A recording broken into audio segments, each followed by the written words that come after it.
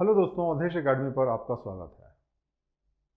दोस्तों, हमने जाना इंटरनेशनल एथिक्स और इंटरनेशनल मॉरलिटी के बारे में। हमने ये जाना कि ये जो दुनिया है उसमें जो अलग अलग देश हैं वो एक तरीके से एक नागरिक की तरह हैं। जैसे एक नागरिक किसी सोसाइटी में रहता है तो उसको कुछ एथिकल स्टैंडर्ड को फॉलो करना चाहिए ताकि वो सोसाइटी में अच्छी तरीके से रह सके, ताकि वो सोसाइटी अच्छे तरीके से ग्रो कर सके, उसमें कोई लड़ाई झगड़ा ना हो, उसमें कोई कॉन्फ्लिक्ट ना हो। इसी तरीके से विश्व के स्तर पे ये ज़रूरी है कि जो राष्ट्र हैं वो कुछ इंटरनेशनल एथिक्स को फॉलो करें ताकि आपस में उनमें कॉन्फ्लिक्ट नहीं हो। अब इंटरनेशनल एथिक्स का मतलब सिर्फ ये नहीं होता है कि कुछ कोड ऑफ कंडक्ट हो, बिहेवियर हो जिसको कि सबको फॉलो करना चाहिए। जैसे अगर आप किसी देश के अंदर देखें तो जो गरीब तबका होता है उसके पास रिसोर्सेज की कमी होती है, तो जो उसका जो राष्ट्र होता है या जो उसकी जो गवर्नमेंट होती है वो अमीर लोगों को टैक्स करके वहाँ से पैसा ले करके वो गरीबों में देती है। इसी तरीके से जो अमीर लोग होते हैं वो स्वयं अपनी तरफ से बहुत सारी चैरिटेबल एक्टिविटी करते हैं और गरीबों की मदद करने की कोशिश करते हैं। वही चीज़ इंटरनेशनल लेवल पे इंटरनेशनल फंडिंग के माध्यम से की जाती है। जो अमीर देश हैं उनका ये कर्तव्य है कि वो अपने इनकम में से कुछ पैसा जो है गरीब देशों को दें ताकि वहाँ पर भी जो है उन्नति हो सके। देखिए, विश्व स्तर पे ये जो नॉर्थ और साउथ का डिवाइड है वो बहुत ज़्यादा बढ़ गया है। नॉर्थ का मतलब अमीर कंट्री, साउथ का मतलब गरीब कंट्री। और ज़्यादातर चूंकि European countries, American country north में है, इसलिए ये गरीब अमीर को नॉर्थ साउथ डिवाइड के नाम से जाना जाता है। इस समय विश्व की जो 20% पॉपुलेशन है उसके पास में 80% जो है वो रिसोर्सेज हैं। और अगर हम चाहते हैं कि विश्व में पीस हो तो इन रिसोर्सेज को अच्छे तरीके से बांटना, फेयर तरीके से बांटना बहुत ज़रूरी है। और इसके लिए ज़रूरी है कि इकोनॉमी इंटीग्रेट हो, एक दूसरे से जुड़े, ताकि हर जगह पे इसके बेनिफिट्स पहुंचाए जा सकें। इंटरनेशनल फंडिंग जो है ये बहुत महत्वपूर्ण है विश्व के लिए। इसका देखिए कारण क्या है कि आज की तारीख में ये जो दुनिया है वो एक तरीके से ग्लोबल विलेज हो गई है। आज आप किसी भी पार्ट में एक जगह से दूसरी जगह पे जा सकते हैं। इंटरनेट के माध्यम से हम एक दूसरे से जुड़े हुए हैं। आज ये विश्व एक घर जैसा बन गया है और इसी वजह से ये ज़रूरी है कि यहाँ पे जो लोग हैं वो आपस में जुड़ें और जो देश है वो एक रिस्पॉन्सिबल सिटीजन की तरह बिहेव करें। जैसे कोई भी देश जो है वो अमीर को टैक्स करके गरीब तक पैसा पहुँचाता है, उसी तरीके से जो अमीर देश हैं उनको अपने मन से जो है वो जो गरीब देश हैं वहाँ पे इंटरनेशनल फंडिंग करनी चाहिए। जब हम अपना इन्वेस्टमेंट दूसरे कंट्री में करते हैं तो हमारा वहाँ पे इंटरेस्ट हो जाता है, और जब इकोनॉमीज एक दूसरे के साथ जुड़ जाती हैं विश्व स्तर पे तो जो वॉर के चांसेस हैं वो भी बहुत कम हो जाते हैं, क्योंकि कोई भी देश जो है वो दूसरे देश को हार्म इसलिए नहीं करना चाहेगा क्योंकि उसका अपना बिजनेस इंटरेस्ट भी इफेक्ट होता है। तो इंटरनेशनल जो मॉरलिटी है उसका एक नया डायमेंशन ही खड़ा हो गया है, और ये जो नया डायमेंशन है वो ये कहता है कि रिसोर्सेज का ट्रांसफ़र होना चाहिए, पैसे का ट्रांसफ़र होना चाहिए अमीर कंट्री से गरीब कंट्री के बीच। जो इकोनॉमिक इनइक्वलिटी है, जो गरीब अमीर का फ़र्क है हर फील्ड में, उसको कम करने की ज़रूरत है अमीर देशों में और गरीब देशों में। जो अमीर देश हैं उनको इंटरनेशनल जो एजेंसीज हैं उनके साथ में जो काम करते हैं उसमें उनको ज़्यादा जो है उनका से होना चाहिए ताकि वो डिसाइड कर सकें, क्योंकि भले ही उनका नंबर कम है लेकिन वो पैसा देने वाले ज़्यादा हैं। उसी तरीके से जहाँ पे भी भुखमरी होती है, गरीबी होती है, वहाँ पे ह्यूमैनिटेरियन असिस्टेंस जो है वो कंट्रीज़ को करने की ज़रूरत है। जिन राष्ट्रों में वहाँ के जो शासक हैं वो अत्याचार कर रहे हैं अपने लोगों पे, जिनोसाइड करते हैं, या जहाँ पे भुखमरी की सिचुएशन है, वहाँ पे जो है बाकी राष्ट्रों को ये अधिकार है कि वहाँ पे इंटरफियर करें। कई ऐसे राष्ट्र हैं जो कि एथनिक क्लिनजिंग पे करते हैं, एक पर्टिकुलर जाति के, एक पर्टिकुलर धर्म के लोगों को मारते हैं राष्ट्र की तरफ से। तो ऐसी चीज़ों को बर्दाश्त नहीं किया जाना चाहिए, और जो लोग अपने ही लोगों के खिलाफ में अन्याय करते हैं उसमें पूरे विश्व को साथ आना चाहिए ताकि अन्याय को रोका जा सके। फिर इसके अंदर होना चाहिए कि जो लोग माइग्रेट करके जाते हैं उनको वहाँ पे नेचुरलाइजेशन किया जाए, वहाँ पे उनकी सिटीजनशिप दी जाए, और हमें एक मॉरलिटी का स्टैंडर्ड बनाना चाहिए जो कॉस्मोपॉलिटन हो और पूरे विश्व में उसको फॉलो किया जा सके। तो इस तरीके से हमने देखा कि जो इंटरनेशनल मॉरलिटी है उसका मतलब होना चाहिए इंटरनेशनल कॉपरेशन। जो अमीर राष्ट्र हैं उनको गरीब राष्ट्रों की मदद करनी चाहिए, और इसीलिए बहुत सारे मल्टीनेशनल इंस्टीट्यूशंस हैं जैसे कि वर्ल्ड बैंक है, IMF है, उनको सेटअप किया गया है ताकि वो इंटरनेशनल कॉपरेशन को बढ़ा सकें। इस डायरेक्शन में एक बहुत बड़ा कदम उठाया गया 2000 में, जबकि यूनाइटेड नेशन ने एक मिलेनियम समिट की और उसके अंदर 8 मिलेनियम डेवलपमेंट गोल्स को अडॉप्ट किया गया। ये जो गोल्स हैं ये 2015 तक पूरे किए जाने थे, और सारे 191 जो उस समय यूनाइटेड नेशंस में देश थे और करीब करीब 20 जो है इंटरनेशनल जो ऑर्गेनाइजेशंस हैं, उन्होंने ये कमिटमेंट दी कि हम इस गोल्स को अचीव करेंगे। इसके अंदर 8 ऑब्जेक्टिव बताए गए। एक तो गरीबी को हटाना, दूसरा प्राइमरी एजुकेशन को यूनिवर्सल लेवल पे पहुंचाना ताकि हर व्यक्ति को कम से कम प्राइमरी एजुकेशन मिले, जेंडर इक्वलिटी को प्रमोट करना, जो चाइल्ड मोर्टेलिटी है, बच्चे जो बहुत बचपन में मर जाते हैं, उसको ख़त्म करना, जो माताएं होती हैं उनकी जो हेल्थ होती है या जो वुमेंस की जो हेल्थ है उस पर इम्प्रूव करना, और जो बहुत सारी बीमारियां हैं जैसे HIV है, एड्स है, मलेरिया है, इसको जो है कंट्रोल करना, और इसी तरीके से इकोनॉमिक सस्टेनेबिलिटी ताकि इकोनॉमिक कॉन्स्टेंटली डेवलपमेंट हो सके, और एक ग्लोबल पार्टनरशिप हो सभी के डेवलपमेंट की, ऐसा रास्ता इसमें निकालना था। अब ये 2015 तक ये गोल्स कंप्लीट होने थे, और इस तरीके से आज हम इसके रिजल्ट से वाकिफ़ हैं। और इसमें पाया गया कि ये जो रिजल्ट्स हैं कुछ कंट्रीज़ में अचीव किए गए, कुछ कंट्रीज़ में नहीं अचीव किए गए। जैसे ब्राज़ील ने ज़्यादातर गोल्स को अचीव कर लिया, लेकिन कुछ कंट्रीज जैसे बेनिन है वो जो है उन गोल्स को रियलाइज़ नहीं कर पाया। जो सबसे सक्सेसफुल कंट्री रहे इंडिया और चाइना, क्योंकि हमने सबसे ज़्यादा गोल्स को अचीव किया। सबसे इंटरेस्टिंग चीज़ इसमें यह है कि 1990 से लेकर के 2010 के बीच में जो लोग $1.25 से कम की इनकम पाते थे, उनकी जो संख्या है वो आधी रह गई और केवल 21% रह गई, जिसका अंदाज़ा जो है वो 1.2 बिलियन लोग हैं, जो कि मतलब जो है जो $1.25 के नीचे रहते थे वो ऊपर आ गए। और ये गोल जो है हमने 2015 के पहले ही अचीव किया, 2010 तक हमने इसको अचीव कर लिया। इसी तरीके से जो चाइल्ड मोर्टेलिटी रेट है या जो वुमेन मोर्टेलिटी रेट है, मैटरनल मोर्टेलिटी रेट है, वो भी आधे लेवल पे कर दी गई, 50% कम कर दी गई। तो ये भी हमारा एक बहुत बड़ा अचीवमेंट था। लेकिन कुछ चीज़ें जैसे सैनिटेशन था, जो सफाई की बात थी, और जो एजुकेशन था, उसमें हम गोल को अचीव नहीं कर पाए। जो दूसरा बहुत ही महत्वपूर्ण जो एक फैसला लिया गया इंटरनेशनल कम्युनिटी द्वारा, वो था मॉन्टेरी कॉन्सेंसस। ये जो मॉन्टेरी कॉन्सेंसस था, ये एक मीटिंग हुई थी, international conference on financing for development, और वो मॉन्ट्री मैक्सिको में हुई थी मार्च 2002 में। और इस जो कॉन्फ्रेंस हुई थी उसके अंदर ये कॉन्सेंसस अचीव किया गया, जिसमें ये डिसाइड किया गया कि एक नई पार्टनरशिप जो है ग्लोबल डेवलपमेंट के लिए बनाई जाएगी, जिसमें 50 हेड ऑफ स्टेट्स थे, वर्ल्ड बैंक था, IMF था और वर्ल्ड ट्रेड ऑर्गेनाइजेशन, ये सब का पार्टिसिपेशन इसमें था। और इसमें यह डिसाइड किया गया कि जो डेवलप कंट्रीज़ हैं, जो अमीर कंट्रीज़ हैं, और जो डेवलपिंग कंट्रीज़ हैं, और जो गरीब कंट्री हो गए, वो ज्वाइंट एक्शंस लेंगे गरीबी हटाने के डायरेक्शन में। और जो डेवलपिंग कंट्रीज़ हैं उनको ये रिस्पॉन्सिबिलिटी लेनी होगी कि वो अपने देश के लोगों की गरीबी हटाने में सारा प्रयत्न करेंगे, और जहाँ भी ज़रूरत होगा वो रिफॉर्म्स लाएंगे, और जो डेवलप कंट्रीज़ हैं वो उनको इस एंडेवर में सपोर्ट करेंगे, और जो ट्रेड होगा उसको फैसिलिटेट करेंगे, और जो भी फाइनेंशियल असिस्टेंस की ज़रूरत पड़ेगी वो उनको वो देंगे। ये जो मॉन्ट्री कॉन्फ्रेंस थी, इसमें क्या क्या डिसीजंस लिए गए ये जानना भी बहुत ज़रूरी है। इसमें सबसे पहले एक नई पार्टनरशिप अमीर और गरीब देशों के बीच में बनाई गई, जिससे कि गरीब देशों का विकास हो सके।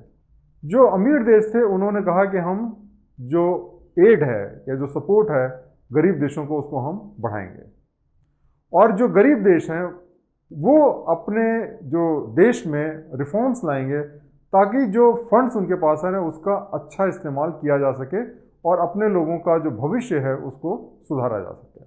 जो अमीर देश हैं वो भी अपनी ट्रेड पॉलिसीज़ में इम्प्रूवमेंट लाएंगे ताकि जो गरीब देश के लोग हैं वो उनकी मार्केट को एक्सेस कर सकें और अपने लोगों को भी वहाँ पे भेज सकें, ख़ास तौर से ये दिक्कत रहती है कि जो डेवलप कंट्रीज़ होते हैं वो लोगों को अपने देश में नहीं आने देते, जबकि जो गरीब जो देश होते हैं वहाँ पे जो मैन पावर होती है या वहाँ की जो नॉलेज बेस होता है वो काफ़ी कम रेट पे वही जो फैसिलिटीज़ होती है वो मुहैया करा सकते हैं अमीर देशों में। तो जब सामान की बात आती है तो जो अमीर देश होते हैं अपना सामान बेचने को तैयार रहते हैं, लेकिन जब सर्विसेज की बात आती है तो वो जो गरीब देश हैं उनकी सर्विसेज देने को तैयार नहीं होते हैं। तो ये डिसाइड किया गया है कि जो एडवांस कंट्रीज़ हैं, जो अमीर कंट्री हैं, वो लेटरल एंट्री अलाउ करेंगे, जिसमें कि नॉलेज वर्कर्स जो कि गरीब कंट्रियों के हैं उनको वो परमिट करेंगे कि उनके देश में आए और काम कर सकें। और जो इन्वायरमेंटल प्रोटेक्शन है उसमें जो बहुत बड़ा खर्चा होता है उसका जो मेजर बर्डन है वो अमीर जो देश हैं उसको बियर करेंगे। तो इस तरीके से हमने ये देखा कि जो इंटरनेशनल मॉरलिटी है और इंटरनेशनल फंडिंग है ये दोनों एक दूसरे से जुड़े हुए मुद्दे हैं। सिर्फ कहने से बात नहीं बनती है, करने से बात बनती है। अगर हम एथिक्स की बात करते हैं तो हमें सिर्फ कहना नहीं चाहिए बल्कि हमें मदद करनी चाहिए। और ये जो हमने एक इम्पॉर्टेंट प्रिंसिपल सीखा कि जो डेवलप कंट्रीज़ हैं वो फाइनेंस करेंगे जो पुअर कंट्रीज़ हैं, ताकि उनके बीच में एक ट्रस्ट बन सके, उनके बीच में एक म्यूचुअल रिलेशनशिप बन सके और वो एक दूसरे की प्रॉब्लम्स को सॉल्व कर सकें। बहुत बहुत धन्यवाद ये लेक्चर देखने के लिए। Thank you very much.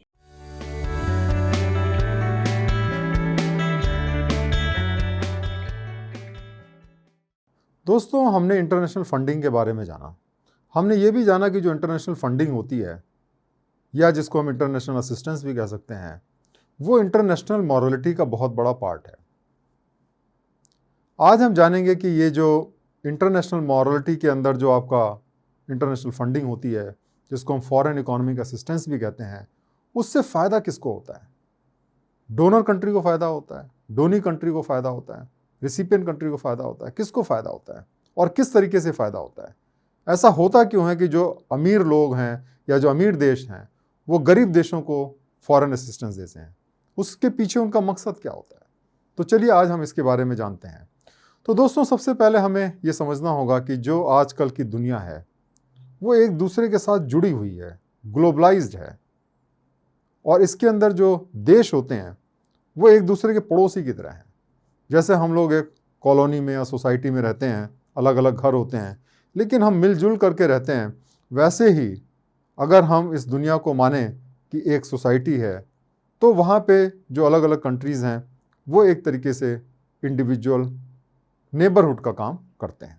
अगर हम चाहते हैं कि हम सब एक दूसरे के साथ प्रेम से रहें तो ये ज़रूरी है कि जो भी हमारे पास में है हम एक दूसरे के साथ में शेयर करें।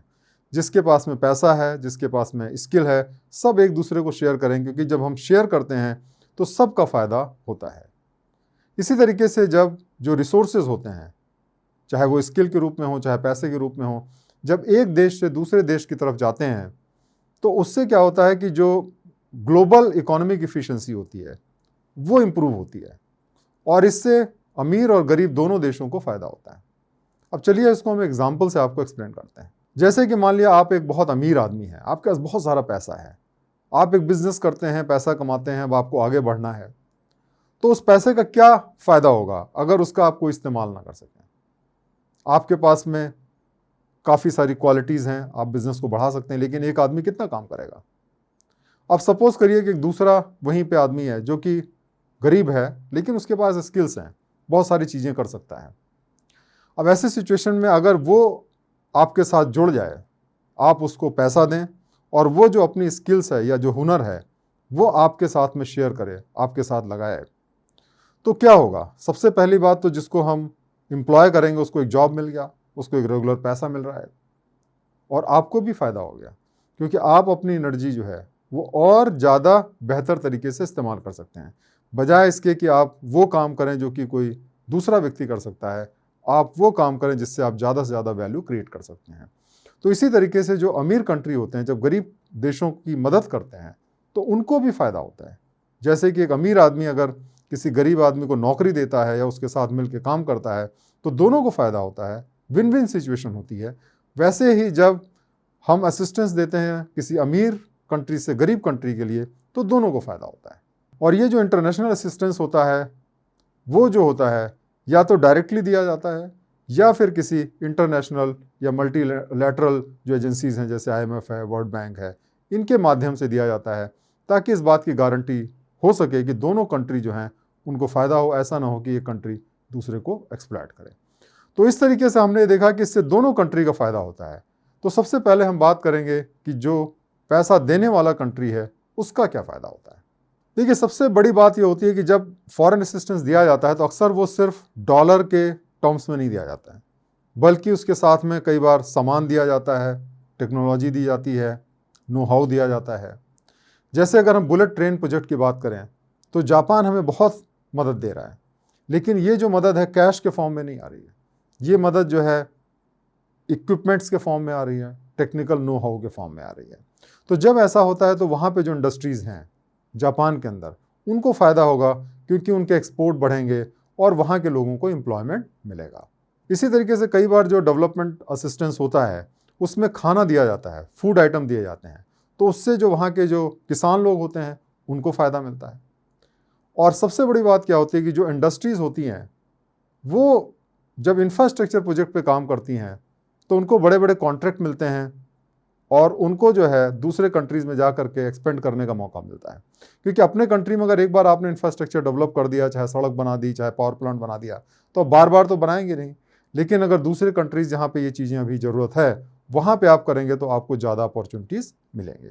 इसके अतिरिक्त एक और इम्पॉर्टेंट चीज़ क्या होती है कि जो रिसिपिएंट कंट्रीज़ होते हैं, देखिए, वो जब एक बार इंफ्रास्ट्रक्चर डेवलप कर देंगे तो क्या होता है कि उसकी जो पार्ट्स होते हैं, जो रिप्लेसमेंट इक्विपमेंट्स होते हैं, उनकी लगातार डिमांड बनी रहती है।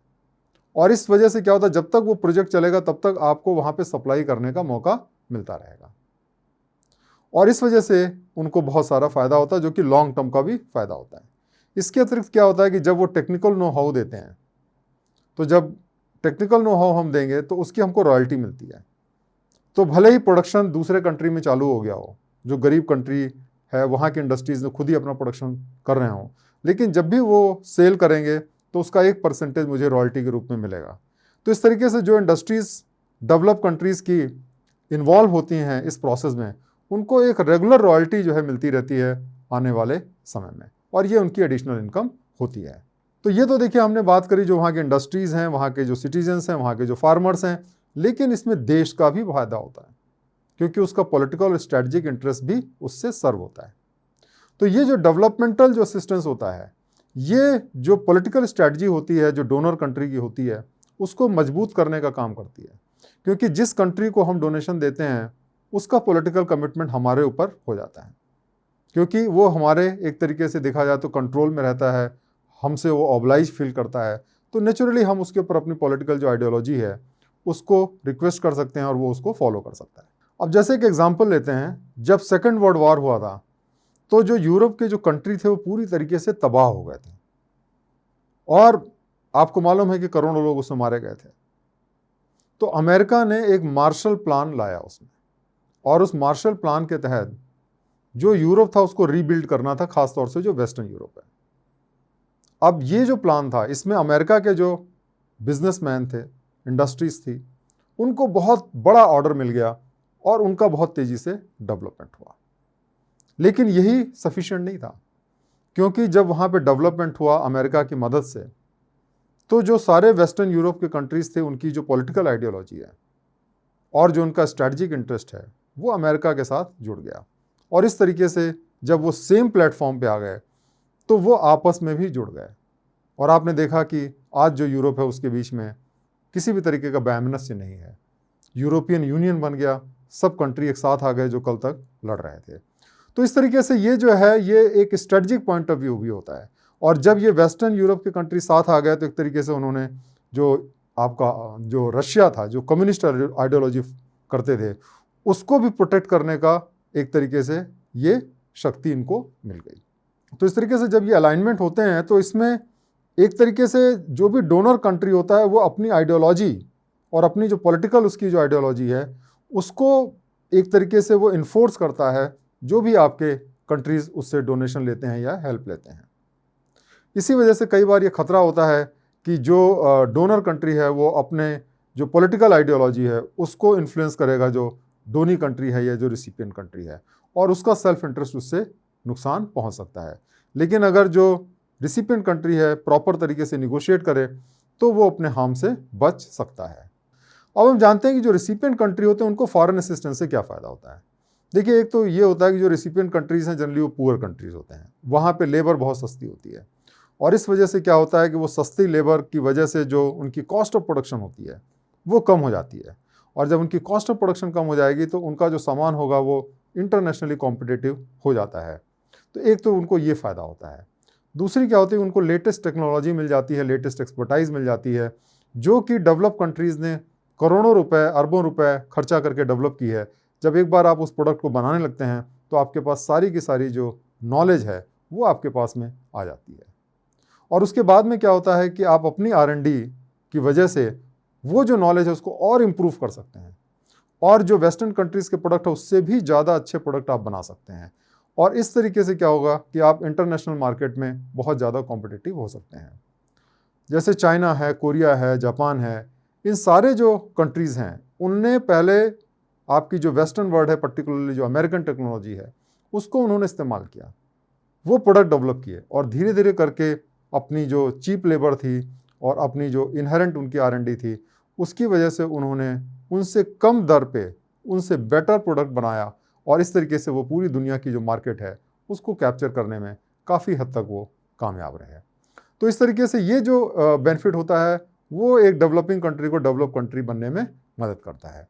तो इसीलिए आपने देखा होगा कि जो जापान है या चीन है या कोरिया है उसने आज पूरी दुनिया की जो मार्केट है उसको कैप्चर कर लिया है, ख़ास तौर से जो बहुत सारे कंज्यूमर आइटम्स हैं। क्यों?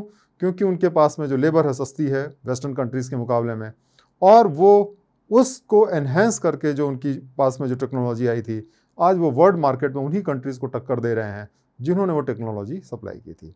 इंडिया की अगर हम बात करें तो इंडिया में भी जब से आपने देखा होगा कि 1991 के बाद से जब से फॉरेन असिस्टेंस आया, जब से हमारा डेवलपमेंट तेज़ी से बढ़ा है, आज इंडिया दुनिया की सबसे तेज़ बढ़ने वाली इकोनॉमीज़ में है और उसका बहुत बड़ा क्रेडिट जो है वो फॉरेन असिस्टेंस को जाता है। तो मुझे उम्मीद है कि आपने आज के लेक्चर से समझा होगा कि फॉरेन असिस्टेंस क्यों फ़ायदेमंद होता है डोनर कंट्री को भी और रिसिपिएंट कंट्री को भी। बहुत बहुत धन्यवाद।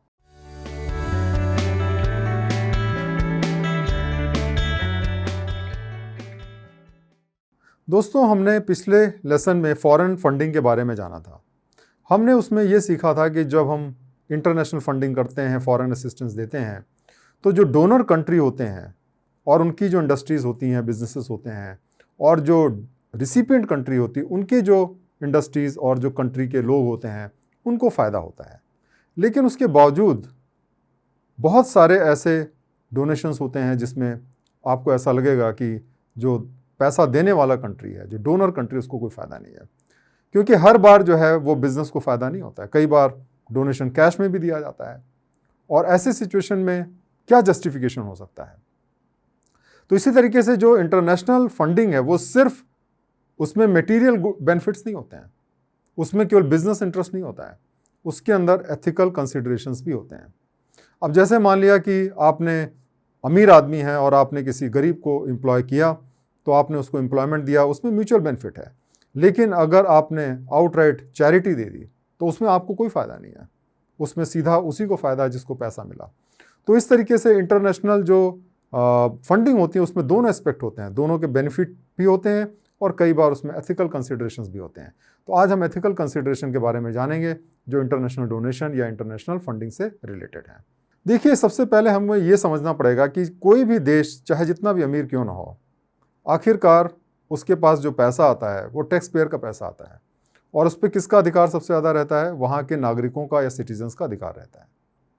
और इसीलिए जब वो पैसा हम दूसरे देशों को देते हैं तो बहुत सारे ऐसे वहाँ के नागरिक होते हैं, उनको ऐसा लगता है कि वो पैसा वेस्ट कर दिया गया सरकार के द्वारा, क्योंकि जो पैसा दिया जाता है उससे अक्सर जो सरकार क्लेम करती है कि उसको इकोनॉमिक या पॉलिटिकल बेनिफिट है वो नहीं मिलता है। और इसीलिए वो कहते हैं कि भाई आप क्यों किसी दूसरे कंट्री को पैसा दे रहे हैं, क्योंकि एक तरीके से सरकार ने आपसे पैसा लिया, आपके टैक्स पेयर का पैसा है, और बजाय उसके कि अपने देश पे खर्चा करें दूसरे देशों पे खर्चा कर दिया। तो इस तरीके से वो इस बात को ऑब्जेक्ट करते हैं कि सरकार का ये गलत तरीका है कि सिटीजन से पैसा लें और फॉरेनर्स को पैसा दे दें और उनके बेनिफिट के लिए पैसा दें और उसी देश के नागरिकों को वो फ़ायदा ना पहुंचाएं। और इसीलिए क्या होता है कि जब आप अपने सिटीजन्स का पैसा दूसरे कंट्रीज़ के सिटीजन्स पे देते हैं तो उसके लिए एथिकल जस्टिफिकेशन की बहुत ज़रूरत होती है। और इसीलिए जो फॉरेन एड होते हैं उसमें जो होती है हमें एथिकल जस्टिफिकेशन देने की बहुत ज़रूरत है, क्योंकि ये जो खर्चा होता है वो उस देश के लिए एक तरीके से खर्चा होता है या एक्सपेंडिचर होता है जो कि वहाँ के सिटीजन्स को फ़ायदा नहीं पहुँचाता, किसी दूसरे कंट्रीज़ के सिटीजन्स को फ़ायदा पहुँचाता है। और वो पैसा अगर वहाँ के लोगों पे खर्चा किया जाए तो वहाँ के सिटीजन्स को ज़्यादा फ़ायदा मिलेगा, और जितना पैसा वो दूसरे कंट्रीज़ के सिटीजन पे खर्चा करेंगे उतना पैसा कम रहेगा वहाँ के सिटीजन्स को, और इस तरीके से वहाँ के सिटीजन्स को नुकसान होगा। अब देखिए, इसके दो जस्टिफिकेशन दिए जाते हैं। एक तो कहा जाता है जिसको हम कहते हैं इंटाइटलमेंट, और दूसरा होता है डिस्ट्रीब्यूटिव जस्टिस। तो सबसे पहले हम बात करते हैं इंटाइटलमेंट की। इंटाइटलमेंट में ये होता है कि जो पुअर कंट्रीज़ हैं वो कहते हैं भाई हमारा इंटाइटलमेंट है कि हमें मदद मिले जो अमीर कंट्री हैं। उसका कारण क्या है कि जो अमीर कंट्रीज़ हैं उन्होंने पास्ट में गरीब कंट्रीज़ को बहुत एक्सप्लॉइट किया है, और इसी वजह से वो अमीर हो गए और गरीब कंट्री गरीब रह गए, और इसलिए उनको उसका कंपनसेशन देना चाहिए। जैसे जो ब्रिटेन है और फ्रांस है उनके बारे में कहा जाता है कि उन्होंने जो दुनिया है उसके जो गरीब कंट्री उसको बहुत एक्सप्लॉइट किया, जैसे इंडिया है, और इसलिए उनको कंपनसेट करने की ज़रूरत है जो भी उन्होंने एक्सप्लॉइट किया है। इसमें सबसे बड़ी डिफ़िकल्टी ये आती है कि कितना एक्सप्लॉइट किया गया, कितना कंपनसेशन हो, ये बहुत मुश्किल है डिटरमिन करना, क्योंकि ये जो कंट्रीज़ हैं जो आपके जैसे इंग्लैंड हो गया या फ्रांस हो गया, उनका ये कहना है कि भाई हमने जब इन कंट्रीज़ को कॉलोनाइज़ किया था या इन कंट्रीज़ में हम थे तो हमने इस कंट्री के बेनिफिट के लिए भी बहुत सारा काम किया था। यहाँ पे हमारे समय में ज़्यादा तेज़ी से डेवलपमेंट हुआ। जैसे अगर इंडिया की बात करें तो हमारे यहाँ रोड्स बने, यूनिवर्सिटीज़ बनी, टेलीग्राफ सिस्टम आया, जुडिशरी आई, बहुत सारा सिस्टम उन्होंने सेटअप किया। तो उनका ये कहना हमने तो एक्सप्लॉइट किया नहीं, हमने तो उस देश का भला किया, तो हम क्यों कंपनसेशन दें। दूसरा इंटाइटलमेंट आता है नेचुरल रिसोर्सेज के अनइवन डिस्ट्रीब्यूशन से। आपको मालूम है कि बहुत सारे इस दुनिया में ऐसे देश हैं जिनके पास में बहुत ज़्यादा नेचुरल रिसोर्सेज हैं। जैसे अगर हम सऊदी अरेबिया की बात करें या हम रशिया की बात करें, अमेरिका की बात करें, ऐसे बहुत सारे कंट्रीज़ हैं, और वहीं पे ऐसे बहुत सारे कंट्रीज़ हैं जिनके पास में नेचुरल रिसोर्सेज हैं ही नहीं। तो नेचुरल रिसोर्स तो एक तरीके से देखा जाए तो भगवान ने दिए हैं, और इसलिए जो है ये तो सही नहीं है कि जिन कंट्रीज़ में है वही उसका सारा फ़ायदा उठाए। तो ये जो है इंटाइटलमेंट ये कहता है कि भाई जिनके पास में रिसोर्सेज ज़्यादा हैं वो जो कम रिसोर्स वाले कंट्री हैं उनको मदद करें। लेकिन अब इसके अंदर भी डिफ़िकल्टी आती है कि कितना वेटेज दिया जाए, कि कितना आपको मिलना चाहिए, कितना दूसरे कंट्रीज़ में जाना चाहिए, ये बड़ा मुश्किल काम है। और दूसरी बात यह है कि ये देखा गया है कि जो कंट्रीज़ आज डेवलप्ड हैं उसमें नेचुरल रिसोर्सेज का बहुत ज़्यादा योगदान नहीं है। जैसे कि अगर हम जापान की बात करें, सिंगापुर की बात करें, तो यहाँ पे बहुत ज़्यादा नेचुरल रिसोर्सेज नहीं है, लेकिन उसके बावजूद वो बहुत डेवलप हुए। तो इन लोगों का ये कहना है कि भाई नेचुरल रिसोर्स जो हमारे डेवलपमेंट का कारण नहीं है, बल्कि हम लोग और कारणों से डेवलप हुए हैं। दूसरा जो एथिकल कंसिडरेशन होता है वो है डिस्ट्रीब्यूटिव जस्टिस। हम जानते हैं कि अगर हम देश की बात करें तो वहाँ पे जो अमीर लोग होते हैं उनके ऊपर टैक्स लगाया जाता है, और जो टैक्स का पैसा होता है वो गरीबों में डिस्ट्रीब्यूट किया जाता है या गरीबों को उससे फ़ायदा पहुँचाया जाता है। तो ये इसलिए किया जाता है कि जो सोसाइटी की जो हैप्पीनेस है उसको मैक्सिमाइज़ किया जा सके, और जो यूटिलिटेरियन प्रिंसिपल है उसके माध्यम से हम जानते हैं कि अगर जो अमीर लोग हैं उनके जो इनकम का कुछ पैसा ले करके अगर गरीबों में बांटा जाए तो जो खुशी होती है उससे जो बनती है, जो हैप्पीनेस होती है वो ज़्यादा होती है, और जो अनहैप्पीनेस होती है वो कम होती है, और इस वजह से क्या होता है, ओवरऑल हैप्पीनेस सोसाइटी की बढ़ जाती है। और यही प्रिंसिपल जो है कहना है लोगों का कि इसको इंटरनेशनल लेवल पे भी हमें अप्लाई करना चाहिए। तो जिन अमीर कंट्रीज़ के पास बहुत पैसा है, अगर वो गरीब कंट्रीज़ में पैसा देंगे तो वर्ल्ड की हैप्पीनेस जो है बढ़ेगी। तो ये यूटिलिटेरियन प्रिंसिपल का इसमें इस्तेमाल किया जाता है। दूसरा ये बात कही जाती है कि जो प्राइवेट रेट ऑफ रिटर्न है वो अगर आपको अपने देश में उससे कम फ़ायदा होता है और दूसरे देश में गरीब कंट्री में ज़्यादा उससे रिटर्न मिलता है तो आपको इन्वेस्टमेंट वहाँ पे करना चाहिए। तो जैसे अमेरिका अगर अपने कंट्री में इन्वेस्ट करे वहाँ की कंपनी तो उसको कम रिटर्न मिले, और अगर इंडिया में इन्वेस्ट करे तो ज़्यादा रिटर्न मिले, तो नेचुरली उसको ये मौका मिलना चाहिए कि वो इंडिया में इन्वेस्ट करे ताकि उसको बेनिफिट ज़्यादा हो। और उसी तरीके से अगर कंट्री या वहाँ की गवर्नमेंट जो है स्पेंड करती है और उसका जो सोशल रेट ऑफ रिटर्न है वो अपने देश में कम है और दूसरे देश में ज़्यादा है, तो गरीब देशों में या दूसरे देशों में उसको ज़्यादा पैसा खर्चा करना चाहिए। जैसे कि मान लिया $1 बिलियन अमेरिका को खर्चा करना है किसी सोशल स्कीम में, तो अगर वो अपने देश में खर्चा करे और वहाँ पे 1 लाख लोगों को फ़ायदा मिले और अगर वो दूसरे देशों में खर्चा करे, जैसे अफ्रीका में खर्चा किया, नाइजीरिया में खर्चा किया, तो वहाँ पे कई गुना लोगों को फ़ायदा मिल सकता है। और इसीलिए ये जो डिस्ट्रीब्यूटिव जस्टिस है वो ये कहता है कि भाई चूंकि इंसान सब बराबर हैं, तो हम अपने देश की जगह दूसरे देशों में जिनको ज़्यादा पैसे की ज़रूरत है वहाँ पे अगर खर्चा करें तो हमारे पैसे का बेहतर इस्तेमाल हो सकता है। लेकिन जो डिस्ट्रीब्यूटिव जस्टिस है उसको लोग चैलेंज करते हैं, उसका एक काउंटर व्यू भी है, और उसका व्यू ये है कि भाई ये जो डिस्ट्रीब्यूटिव जस्टिस है ये जो है आप ह्यूमन कंडक्ट में तो इस्तेमाल कर सकते हैं, लेकिन मार्केट इकोनॉमी में जहाँ पे लोग फ्री हैं वहाँ पे इस्तेमाल करना ये उचित नहीं है। क्योंकि जो सोशल और डिस्ट्रीब्यूटिव जस्टिस है ये पर्सनल मामला है, डिफरेंट नेशंस के बीच में हम इसको नहीं इस्तेमाल कर सकते, ख़ास तौर से जब हमारी मार्केट इकोनॉमी हो। क्योंकि देखिए जो मार्केट इकोनॉमी होती है उसके अंदर जो सामान की जो प्राइस होती है, जो बेनिफिट्स और लॉसेस होते हैं, वो मार्केट डिसाइड करता है। इस बात पे डिसीजन नहीं होता है कि किसको ज़्यादा फ़ायदा हो रहा है, किसको कम फ़ायदा हो रहा है। जैसे मान लिया कि कोई मैन्युफैक्चरर है, वो कोई सामान बनाता है, मार्केट में बेचता है, तो उसका जो है इस बात पे नहीं बिकता है कि क्या उसकी मैन्युफैक्चरिंग कॉस्ट है या क्या उसको फ़ायदा हो रहा है। इस बात पे बिकता है कि मार्केट में वो किस रेट पे निकाल सकता है। अगर मान लिया उसका प्रोडक्ट बहुत सुपीरियर है तो हो सकता है कि उसको बहुत ज़्यादा प्रॉफिट हो, लेकिन अगर जो है मार्केट उसको एक्सेप्ट नहीं करता है तो जो वो उसकी मैन्युफैक्चरिंग कॉस्ट है उससे भी कम पे उसको बेचना पड़ेगा और उसको उसमें लॉस होगा।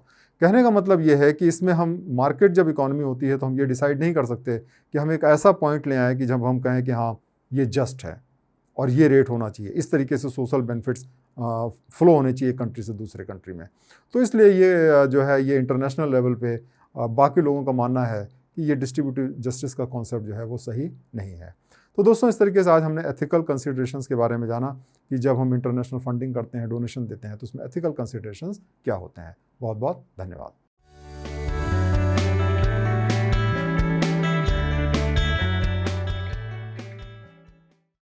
दोस्तों हमने जाना इंटरनेशनल फाइनेंस के बारे में, जो कि इंटरनेशनल मॉरलिटी का एक बहुत ही इम्पॉर्टेंट पहलू होता है।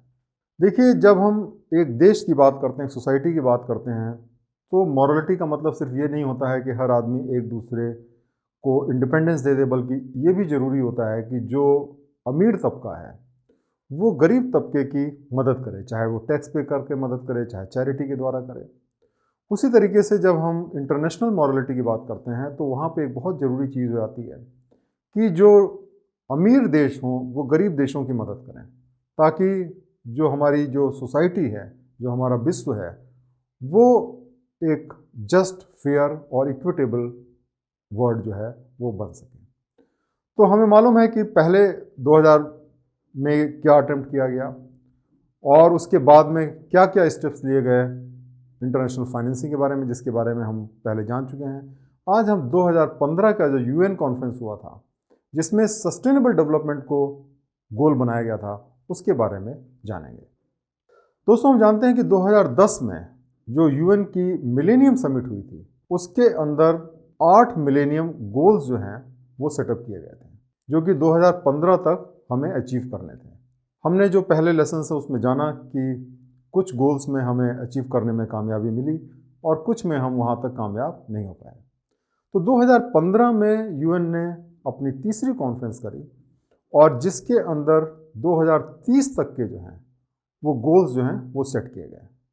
तो इसको हम जो कहते हैं, this was the third conference for financing and development. तो ये जो कॉन्फ्रेंस थी ये आपकी एडिस अबाबा में हुई थी, जो कि इथोपिया की कैपिटल है या वहाँ की राजधानी है।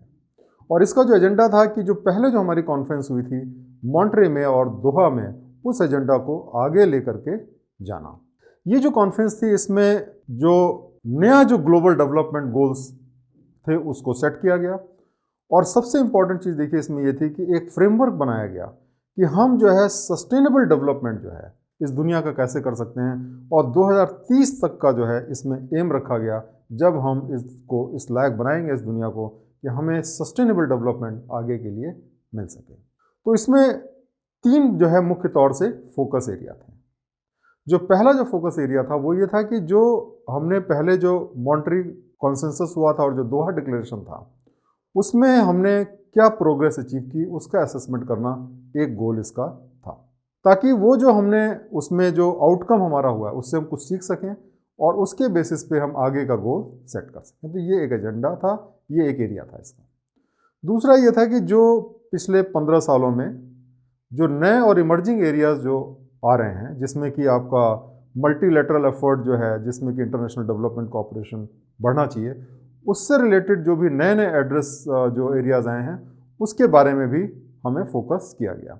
जैसे कि जो करंट इवॉल्विंग जो डेवलपमेंट कोऑपरेशन का जो लैंडस्केप था उसको डिसाइड किया गया। दूसरा जो डिफरेंट सोर्सेज से जो फाइनेंसेस आते हैं, जो डेवलपमेंटल फाइनेंसेस होते हैं, उनको कैसे हम कनेक्ट करें, इसके बारे में चर्चा हुआ। और उसके बाद में इस बात पे चर्चा हुआ कि जो हमारे ऑब्जेक्टिव्स हों उनके बीच में सिनर्जी कहाँ से लेकर के आएँ ताकि हम सस्टेनेबल डेवलपमेंट को अचीव कर सकें। और इसके अतिरिक्त जो है हमने ये भी चीज़ देखी कि जो एजेंडा है जो 2015 का यूएन में का जो एजेंडा कंप्लीट हुआ था, उसके आगे जो है हम जो है इस एजेंडा को कैसे लेके जाएं, इसके बारे में फोकस किया गया। और तीसरा जो था ये था कि जो फॉलो प्रोसेस है, जो हमने पहले जो मिशन लिया था 2000 से 2015 के बीच में, उसको हम कैसे फॉलो अप करें और कैसे जो है हम उसको स्ट्रेंथन करें जो हमने ऑलरेडी अचीव किया हुआ है। ये जो यूएन कॉन्फ्रेंस थी, इसमें काफ़ी वाइड लेवल पार्टिसिपेशन देखा गया। इसमें बहुत से पॉलिटिकल रिप्रेजेंटेटिव्स थे, बहुत से हेड ऑफ स्टेट थे और ये हेड ऑफ गवर्नमेंट थे, जैसे प्राइम मिनिस्टर या प्रेसिडेंट। बहुत कंट्रीज से मिनिस्टर ऑफ फाइनेंस आए थे और फॉरेन अफेयर्स मिनिस्टर्स थे। और इस तरीके से ये काफ़ी वेल अटेंडेड जो है वो कॉन्फ्रेंस थी और इसमें काफ़ी सारे डिसीजंस लिए गए। तो अब हम चर्चा करते हैं कि इसके आउटकम क्या रहे। देखिए, इसमें एक इम्पॉर्टेंट चीज़ ये रही कि इसमें हमने एक बड़ा कॉम्प्रिहेंसिव व्यू लिया। और फाइनेंस की जब हम बात करते हैं तो उसमें इकोनॉमिकल, सोशल और इन्वायरमेंटल इशूज़, इन सारे इशूज़ को एक साथ लेकर के सस्टेनेबल डेवलपमेंट की बात की गई। दूसरी जो इम्पॉर्टेंट चीज़ थी कि जो 100 से ज़्यादा इसमें मेजर्स लिए गए, जिसमें हर सोर्सेज से फाइनेंस जो है वो ड्रॉ किया गया। उसके बाद में उसमें टेक्नोलॉजी ट्रांसफ़र की बात की गई, इनोवेशन की बात की गई, और उसके बाद में जो ट्रेड होता है, इंटरनेशनल ट्रेड, उसके बारे में बात की गई। और इस तरीके से हमने जो एजेंडा बनाया, इस टाइप का एजेंडा बनाया कि जिसमें हमें जो डेवलपमेंट हो वो सस्टेनेबल हो, आगे भी चल करके वो चल सकें। और इसके बाद में जो एक एडिस एजेंडा जो है वो बनाया गया, जिसके अंदर एक ग्लोबल पार्टनरशिप सारे देशों के बीच में की जाएगी और जिसका जो मेन पर्पस होगा वो होगा इस विश्व का सस्टेनेबल डेवलपमेंट। तो चलिए अब हम जानते हैं कि ये जो एडिस एजेंडा है, जिसमें कि सस्टेनेबल डेवलपमेंट जो है उसको परिभाषित किया गया, सस्टेनेबल डेवलपमेंट को आगे ले के जाने की जो बात की गई, उसमें क्या क्या आपके बिंदु हैं। सबसे पहली जो बात है वो है कि इंटरनेशनल डेवलपमेंट और जो क्लाइमेट है उसके बीच में जो है लिंक होना चाहिए। कहने का मतलब ये है कि जब हम इंटरनेशनल डेवलपमेंट करें तो हम क्लाइमेट है उसको भी ध्यान में रख करके ही इंटरनेशनल डेवलपमेंट करें। इसके अलावा इसमें यह भी कहा गया कि जो भी देश हैं उनको डोमेस्टिक और प्राइवेट सोर्सेज से भी फाइनेंसिंग की ज़रूरत है अगर वो सस्टेनेबल डेवलपमेंट चाहते हैं। तो वो इंटरनेशनल फंडिंग पे पूरी तरह डिपेंडेंट ना हो, डोमेस्टिक जो है फंडिंग की व्यवस्था करें और प्राइवेट रिसोर्सेज को भी जनरेट करने की कोशिश करें। इसके अलावा इसमें बहुत सारे नॉन फाइनेंशियल इश्यूज़ को देखा गया जिससे कि डेवलपमेंट में बहुत मदद मिल सकती है, जैसे आपकी टेक्नोलॉजी ट्रांसफ़र है या इंटरनेशनल ट्रेड है। क्योंकि जब टेक्नोलॉजी ट्रांसफ़र होता है तो उसका परमानेंट बेनिफिट होता है जिस कंट्री को टेक्नोलॉजी ट्रांसफ़र की जाती है, और उसी तरीके से जो इंटरनेशनल ट्रेड होता है उसमें दोनों देशों का बेनिफिट होता है अगर हम इसको प्रमोट करते हैं। इसके अतिरिक्त जर्मनी और बहुत सारे उनके पार्टनर नेशंस हैं, उन्होंने जो है वो डेवलपिंग कंट्रीज़ को अपना जो नो हाउ था उनका टैक्स मैटर से रिलेटेड, कस्टम मैटर से रिलेटेड, उसको उन्होंने शेयर किया, वो टेक्नोलॉजी और वो इन्फॉर्मेशन देने की बात करी ताकि जो ये जो कंट्रीज़ हैं उनका टैक्स टू जीडीपी रेशियोज जो हैं वो इम्प्रूव हो सके। क्योंकि जब टैक्सेस यहाँ पे बढ़ जाएंगे तो वहाँ पे नेचुरली ज़्यादा फंड्स अवेलेबल होंगे और वो ज़्यादा डेवलपमेंट वर्क अपने अपने देश में कर पाएंगे। तो इससे जो है इसमें जो इस पर्टिकुलर कॉन्फ्रेंस का एक हाईलाइट ये रही कि जर्मनी ने काफ़ी एक इम्पॉर्टेंट रोल अदा किया कि जो है कैसे पब्लिक फाइनेंस को बढ़ाया जाए और कैसे टैक्सेस को बढ़ाया जाए, इसके बारे में जो उनकी जो नॉलेज है और जो टेक्नोलॉजी है उसको उन्होंने इसमें यहाँ पे शेयर किया। तो इस तरीके से दोस्तों ये जो 2015 की जो कॉन्फ्रेंस थी ये विश्व स्तर पे इंटरनेशनल मॉरलिटी के लिए एक मील का पत्थर साबित होगी, ऐसा मुझे लगता है। क्योंकि इसके जो गोल्स हैं वो सस्टेनेबल डेवलपमेंट हैं जो कि 2030 तक भी ख़त्म नहीं होंगे, ये आगे हमेशा के लिए रहेंगे। और इसमें जो पूरा विश्व है उसको एक यूनिट की तरह ट्रीट करते हुए एक कॉन्फ्रेंस की परिकल्पना की गई है और इसकी प्लानिंग की गई है। बहुत बहुत धन्यवाद। धन्यवाद।